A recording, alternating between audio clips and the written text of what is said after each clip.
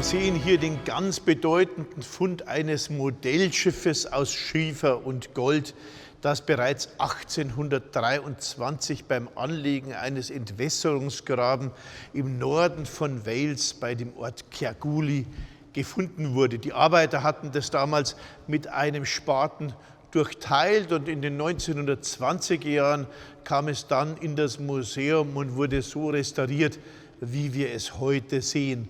Warum ist das Schiff so bedeutsam? Erstens, die Gegend in Wales ist auch die Gegend, in der es die Preseli Mountains gibt. Von dort stammen die Blausteine von Stonehenge. Des Weiteren ist natürlich interessant, dass die Gegend wichtig für die Schifffahrt ist. Zum einen für die Verbindung nach Irland, zum anderen sicherlich auch für den Warenaustausch. Der Norden von Wales, aus dem das Cape of Mold stammt und aus dem auch dieses fantastische Schiff von Caergwrle stammt, liegt damals nicht aus der Welt. Das liegt schon daran, dass es dort äußerst ertragreiche Kupferminen gab. Mehr als 2000 Tonnen wurden von dort exportiert. Das können wir ganz gut abschätzen. Und hier ist es natürlich notwendig, dass man Schiff fährt. Es gibt eine Verbindung nach Irland, es gibt eine Verbindung nach Südengland.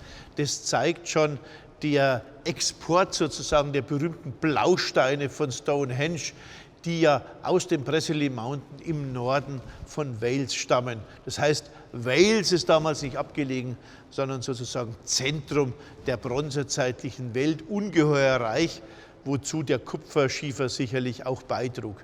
Betrachten wir das Schiff nun genauer, so sehen wir hier, dass der Rand mit Gold umbördelt ist und runde, konzentrische Kreise trägt, bei denen wird es sich wohl um Schiffe handeln. Es könnten natürlich auch Sonnen sein, wie bei den Schiffen von Norse.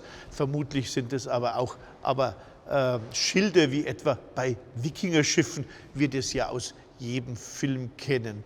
Diese Goldapplikation ist aus anderem Gold als die Wellen und die Ruder, die auch anders montiert sind. Das heißt, die sind eingelegt, also in den eingeschnittenen Schiefer aus Dorset eingelegt und möglicherweise älter. Das kann also sein, dass das Schiff bereits ein gewisses Alter hatte, als es gegen 1300, vielleicht 1200 vor Christus in den Boden kam. Das Schiff von Caergwrle ist ein Highlight der europäischen Bronzezeit. Solche Schiffe kennen wir natürlich auch aus Real, etwa ein Dutzend bronzezeitliche Schiffe. Das berühmteste ist das Dover Boat, sind uns aus dem Süden Englands bislang bekannt. Natürlich stellt sich die Frage, welchen Zweck das Schiff von Caergwrle hatte. Voraussichtlich ein Kultobjekt, so ähnlich wie der Wagen von Trundholm oder die goldenen Schiffe von Norse.